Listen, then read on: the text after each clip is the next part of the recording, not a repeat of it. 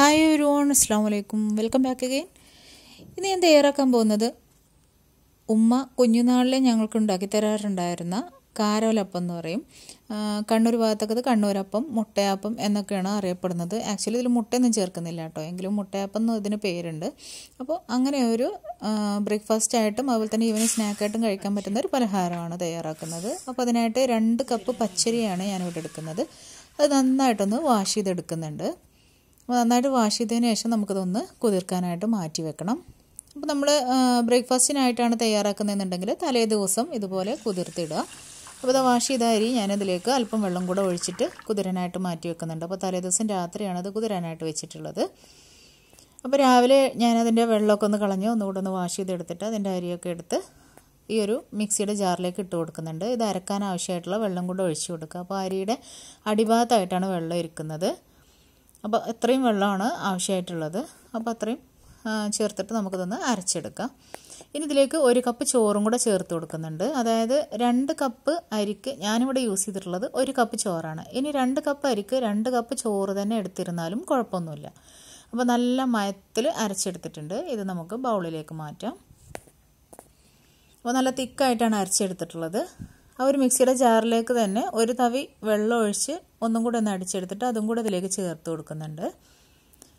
അപ്പോൾ ഈ ഒരു മാവ് എന്ന് പറയുന്നത് ഒരുപാട് ലൂസായി പോകാൻ പാടില്ല, എന്നാൽ ഒരുപാട് തിക്കായി പോകാനും പാടില്ല. എന്നാൽ അത്യാവശ്യം തിക്ക് വേണ്ടതാണ് കേട്ടോ. അപ്പോൾ ആ രീതിയിലാണ് വേണ്ടത്.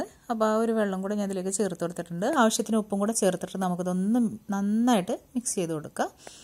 അപ്പോൾ ഇത് നമ്മൾ റെസ്റ്റ് ചെയ്യാനായിട്ട് മാറ്റി വെക്കുന്നൊന്നുമില്ല. ഈ മാവ് അപ്പോഴന്നെ ചുട്ടെടുക്കുകയാണ് ചെയ്യുന്നത്. ഇതിലേക്ക് നമ്മൾ ബേക്കിംഗ് സോഡ പോലുള്ള കാര്യങ്ങളൊന്നും ചേർത്ത് കൊടുക്കുന്നില്ല. നമ്മൾ ആ ഒരു അരിയും ചോറും ഉപ്പും മാത്രം തന്നെ ഉള്ളൂ കേട്ടോ. അതിൽ ആ ഒരു 3 ഇൻഗ്രീഡിയൻസ് മാത്രമേ ഉള്ളൂ. അപ്പോൾ അതാ ഈ ഒരു തിക്കിലാണ് മാവ് വേണ്ടത്.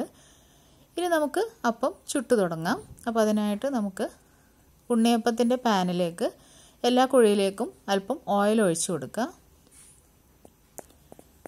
അപ്പോൾ നന്നായിട്ടൊന്ന് ചൂടായി തുടങ്ങുന്ന സമയത്ത് ഫ്ലെയിം മീഡിയം ടു ഹൈ ഫ്ലെയിമിൽ ആക്കിയതിന് ശേഷം നമുക്ക് മാവ് ഒഴിച്ചു കൊടുക്കുക. ഓരോ തവി മാവ് എടുത്തിട്ട് ഒഴിച്ചു കൊടുക്കുക. അപ്പോൾ എപ്പോഴും മാവ് ഒഴിച്ചു കൊടുക്കുന്ന സമയത്ത് മീഡിയം ടു ഹൈ ഫ്ലെയിം ആക്കാൻ വേണ്ടിയിട്ട് ശ്രദ്ധിക്കുക. മാവ് മുഴുവൻ ഒഴിച്ചു കൊടുത്തു കഴിഞ്ഞാൽ ലോ ഫ്ലെയിമിലേക്ക് മാറ്റുക. അങ്ങനെയാണെന്നുണ്ടെങ്കിലാണ് നമുക്കതിൻ്റെ ഉൾവശമൊക്കെ നന്നായിട്ട് കുക്ക് ചെയ്ത് കിട്ടുള്ളൂ. അങ്ങനെ 2-3 മിനിറ്റ് നമുക്കിതൊന്ന് വെയിറ്റ് ചെയ്യാം. അതിനുശേഷം നമുക്കിതൊന്ന് തിരിച്ചിട്ട് കൊടുക്കാം. അപ്പോൾ ഈ വശം കൂടെ ഒന്ന് കുക്ക് ചെയ്ത് കിട്ടാൻ വേണ്ടിയിട്ടാണ്. സാധാരണ നമ്മൾ ഉണ്ണിയപ്പം ചുട്ടെടുക്കുന്ന പോലെ തന്നെയാണ്. അതിനുശേഷം ഒരു 3-4 മിനിറ്റ് കഴിയുമ്പോൾ നമുക്കിത് കോരി മാറ്റാം. അങ്ങനെ മാവ് തീരുന്നത് വരെ നമുക്ക് ചുട്ടെടുക്കാം. അപ്പോൾ ഇത് ബ്രേക്ക്ഫാസ്റ്റിന് വേണ്ടിയിട്ടാണ് തയ്യാറാക്കുന്നത്. അപ്പോൾ നല്ല ബീഫ് കറിയുടെ കൂടെ, ചിക്കൻ കറിയുടെ കൂടെ, തേങ്ങ അരച്ച ചിക്കൻ കറിയുടെ കൂടെയൊക്കെ നല്ലൊരു കോമ്പിനേഷനാണ് കേട്ടോ ഇത്.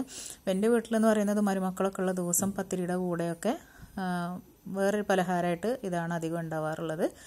അതുപോലെ തന്നെ കുട്ടിക്കാലത്തൊക്കെ സ്കൂളിലേക്ക് ടിഫിനായിട്ട് കൊണ്ടുവരുന്നതൊക്കെ ഇതാണ്. അപ്പോൾ ഇതായി ഞാൻ വൈകുന്നേരത്തെ ചായക്കുള്ള സ്നാക്കായിട്ട് തയ്യാറാക്കാൻ വേണ്ടിയിട്ട് അതിലേക്ക് ബാക്കിയുള്ള മാവിലേക്ക് അല്പം കറുത്ത എള്ളും കൂടെ ഇട്ട് കൊടുക്കുന്നുണ്ട്. ഇനി കരിഞ്ചീരകം ഉണ്ടെന്നുണ്ടെങ്കിൽ അങ്ങനെ ആയിരുന്നാലും മതി. അപ്പോൾ അതും കൂടെ ചേർത്ത് മിക്സ് ആക്കിയതിനു ശേഷം അങ്ങനെയും കൂടെ ഞാനൊന്ന് ചുട്ടെടുക്കുന്നുണ്ട്. അപ്പോൾ ഇത് വൈകുന്നേരം ചായയുടെ കൂടെ വെറുതെ കഴിക്കാനും നല്ല ടേസ്റ്റാണ് കേട്ടോ. കറി വേണമെന്നൊന്നുമില്ല. അപ്പോൾ അതും നേരത്തെ ചെയ്ത പോലെ തന്നെ ഒരു വശം കുക്കായി വരുമ്പോൾ തിരിച്ചിട്ട് കൊടുക്കുക. പിന്നെ ആ വശം കൂടെ ഒന്ന് കുക്കായി വരുന്ന സമയത്ത് കോരി മാറ്റാം. അപ്പോൾ നല്ല സോഫ്റ്റ് ആയിട്ട്, എന്നാൽ പുറമേ നല്ല ക്രഞ്ചി ആയിട്ടാണ്, നല്ല ക്രിസ്പി ആയിട്ടാണ് ഇരിക്കുന്നത് കേട്ടോ. നല്ല സോഫ്റ്റ് ആയിട്ടുള്ളൊരു സ്നാക്കാണ്. പെട്ടെന്ന് നമുക്ക് തയ്യാറാക്കിയെടുക്കാൻ പറ്റും. അതായത് ബ്രേക്ക്ഫാസ്റ്റിനായിട്ടാണെങ്കിലും അതുപോലെ തന്നെ ഈവനിങ് സ്നാക്കായിട്ടാണെങ്കിലും ഒക്കെ തയ്യാറാക്കിയെടുക്കാവുന്ന ഒന്നാണ്. അപ്പോൾ തീർച്ചയായിട്ടും ഒന്ന് ട്രൈ ചെയ്ത് നോക്കാൻ മറക്കരുത്. നല്ല ബീഫിൻ്റെ കൂടെ അല്ലെങ്കിൽ ചിക്കൻ കറിയുടെ കൂടെയൊക്കെ നല്ല ബെസ്റ്റ് കോമ്പിനേഷനാണ്. ഇനി മുട്ടക്കറി ആയിരുന്നാലും നല്ലൊരു ടേസ്റ്റാണ് കേട്ടോ. നല്ലൊരു കോമ്പിനേഷനാണിത്. അപ്പോൾ തീർച്ചയായിട്ടും ട്രൈ ചെയ്ത് നോക്കാൻ മറക്കരുത്. ഫീഡ്ബാക്ക് അറിയിക്കാൻ മറക്കരുത്. വീണ്ടും നെക്സ്റ്റ് വീഡിയോയിൽ കാണാം ഇൻഷാ അല്ലാഹ്. Thank you.